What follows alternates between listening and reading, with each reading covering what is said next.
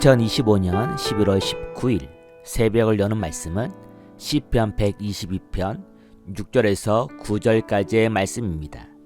하나님의 말씀 봉독하여 드리겠습니다. 예루살렘을 위하여 평안을 구하라. 예루살렘을 살아가는 자는 형통하리로다. 내 성 안에는 평안이 있고 내 궁중에는 형통함이 있을지어다. 내가 내 형제와 친구들을 위하여 이제 말하리니 내 가운데에 평안이 있을지어다. 여호와 우리 하나님의 집을 위하여 내가 너를 위하여 복을 구하리로다. 아멘. 사랑하는 성도 여러분, 이스라엘에게 있어서 예루살렘은 일반적인 도시가 아니라 그들의 정체성이 묻어있는 도시입니다. 하나님은 이스라엘을 택하시고 이스라엘과 하나님의 백성으로 언약을 맺으면서 그들에게 하나님의 백성으로 살아갈 수 있도록 하나님의 말씀과 하나님을 예배할 수 있는 예배 방법들을 알려주셨죠. 그러면서 하나님은 모세를 통하여 이스라엘에게 간곡히 부탁했습니다. 신명기 12장 5절입니다. 오직 너희 하나님 여호와께서 자기 이름을 두시려고 너희 모든 지파 중에서 택하신 곳인 그 계실 곳을 찾아 나아가서. 신명기 12장 13절입니다. 너는 삼가서 내게 보이는 아무 곳에서나 번제를 드리지 말고 오직 너희의 한 지파 중에서 여호와께서 택하실 그곳에서 번제를 드리고 또 내가 내게 명령하는 모든 것을 거기서 행할지니라.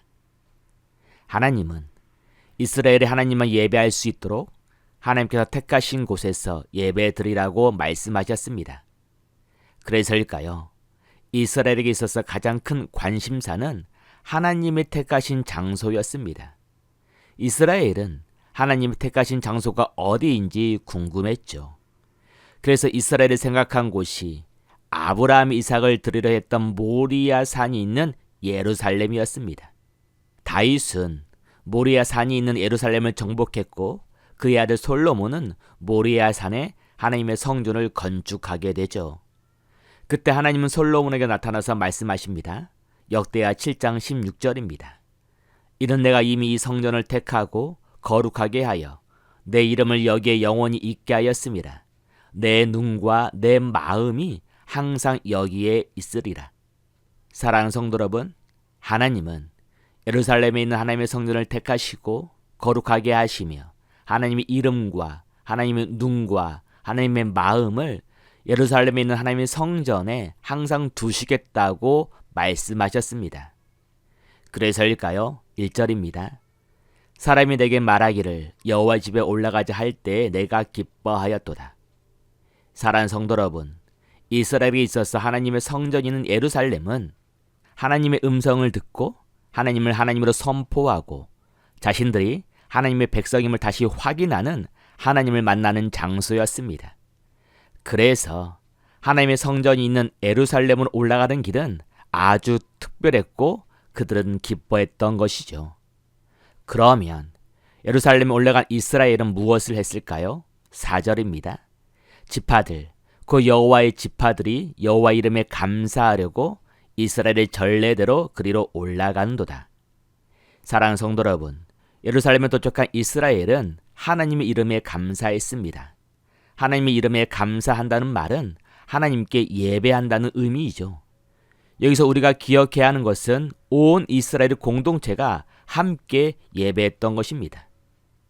사랑하는 성도 여러분, 하나님 우리를 신앙의 공동체로 부르셨습니다. 물론 하나님은 한 사람 한 사람을 사랑하시고 한 사람 그 한 사람을 또 부르셨습니다. 그러나 하나님은 부르신 그 한 사람 한 사람을 신앙의 공동체인 이스라엘로 부르신 것이죠. 그래서 하나님은 공동체가 함께 찬양하고 공동체가 함께 하나님의 말씀을 듣고 공동체가 함께 하나님을 하나님으로 고백하는 것을 매우 기뻐하십니다. 그래서일까요? 우리가 예수님의 삶을 기억해보면 이 땅에 오신 우리 예수님도 예수님을 하나님으로 고백하는 한 명 한 명을 부르셨지만 그들을 위하여 예수님을 고백하는 공동체에는 교회를 세우시고 교회를 통하여 함께 하나님을 예배하게 하시고 교회를 통하여 함께 하나님의 말씀을 듣게 하시며 교회를 통하여 함께 예수님처럼 하나님의 나라를 세우기를 원하셨던 것입니다. 두 번째 6절입니다. 예루살렘을 위하여 평안을 구하라. 예루살렘을 사랑하는 자는 형통하리로다. 여기서 예루살렘은 이중적인 의미가 있습니다. 하나는 하나님의 성전이 있는 예루살렘과 또 하나는 하나님을 하나님으로 고백하는 이스라엘 공동체를 말합니다. 그래서일까요? 7절입니다. 내 성 안에는 평안이 있고 내 궁중에는 형통함이 있을지어다. 이스라엘은 예루살렘의 평안과 형통함을 위해 기도했습니다. 사랑하는 성도 여러분, 우리는 우리가 살고 있는 세상의 평안을 위해 기도해야 합니다. 성경을 기억해 보면 하나님이 창조하신 세상은 평안했습니다. 그러나 아담이 스스로 하나님이 되려고 선악과를 선택했을 때 하나님이 주시는 평안은 아담에게서 사라졌습니다. 대신 하나님처럼 되려는 사람들의 악한 생각으로 인하여 하나님의 평안이 아니라 세상에는 악과 사람들의 불안이 가득해진 것이죠. 그래서일까요? 하나님은 바울을 통하여서 우리에게 말씀하십니다. 로마서 8장 22절입니다. 피조물이 다 이제까지 함께 탄식하며 함께 고통을 겪고 있는 것을 우리가 아느니라.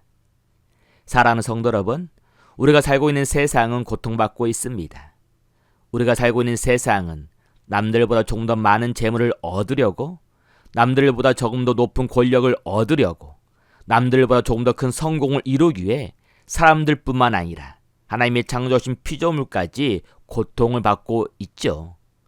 그래서 우리는 하나님의 평안이 사라진 이 땅에 하나님의 평안이 가득하길 기도해야 합니다. 그러면 어떻게 세상에 하나님의 평안으로 가득할 수 있을까요? 로마서 8장 19절입니다. 피조물이 고대하는 바는 하나님의 아들들이 나타나는 것이니. 사랑하는 성도 여러분, 세상의 고통을 끌어낼 수 있는 방법은 하나님의 아들들이 나타나는 것입니다. 여기서 하나님의 아들들이란 하나님의 자녀들을 말하죠. 그러면 하나님의 자녀들은 어떤 사람들일까요? 요한복음 1장 12절입니다. 영접하는 자, 곧 그의 이름을 믿는 자들에게는 하나님의 자녀가 되는 권세를 주셨으니. 하나님의 자녀는 하나님이 보내신 예수님을 믿는 사람들입니다. 예수님을 통해 하나님을 알고, 예수님을 통해 하나님을 만나고, 예수님을 통해 하나님의 말씀에 순종하며 하나님과 함께 동행하는 사람들이죠. 다시 말하면 하나님의 평안이 없는 세상에 하나님 주시는 평안함으로 가득해지려면 하나님의 평안을 가져오는 예수님을 믿는 사람들로 가득할 때 이루어지는 것입니다. 그래서일까요? 8절입니다. 내가 내 형제와 친구들을 위하여 이제 말하리니 내 가운데에 평안이 있을지어다. 사랑하는 성도 여러분, 예루살렘에 도착한 이스라엘은 예루살렘뿐만 아니라 함께 예배하는 성도들의 평안함을 위해서 기도합니다. 성도들의 평안을 위해 기도한다는 말은 단순히 불안한 마음을 위해서 기도하는 것이 아닙니다. 성도들의 평안을 위해 기도한다는 말은 어떠한 상황 속에서도 하나님을 하나님으로 고백하며 살아갈 수 있도록, 어떠한 상황 속에서도 하나님의 말씀을 선택하며 살아갈 수 있도록, 다시 말하면 세상 속에서 하나님의 자녀로 살아갈 수 있도록 하나님의 평안이 함께하길 기도하는 것입니다. 마지막으로 9절입니다.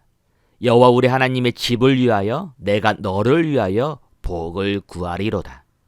마지막으로 예루살렘에서 예배하는 사람들은 하나님의 성전과 함께 예배하는 사람들의 평안을 위해서 기도할 뿐만 아니라 삶에서 살아가는 복을 위해서도 기도합니다.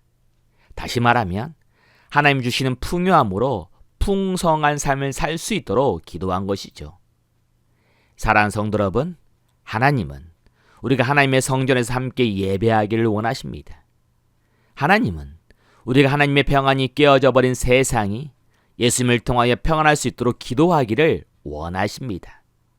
우리 하나님은 하나님을 믿는 성도들이 하나님이 공급해 주시는 복으로 살 수 있도록 우리가 기도하기를 원하시죠. 오늘 하루도 세상을 위하여, 교회를 위하여, 그리고 믿음의 형제들에게 하나님의 평안과 하나님의 복이 넘치도록 기도하는 우리가 되기를 간절히 소원합니다. 기도합니다.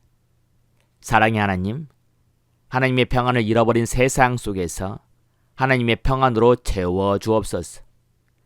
하나님 평안이 없어서 신음하고 고통받는 사람들에게 하나님의 평안을 주옵소서. 그리고 함께 예배하며 함께 믿음의 길을 걸어가는 미랄교회 성도님들에게 오늘 하루도 하나님이 주시는 평안함과 하나님이 공급하시는 풍성함으로 하나님의 자녀로 살아갈 수 있도록 넉넉한 은혜를 주옵소서. 모든 것을 감사하오며 예수님의 이름으로 기도합니다. 아멘. 오늘 말씀을 생각하고 하루를 결단하며 깊은 기도의 자리로 나아가겠습니다.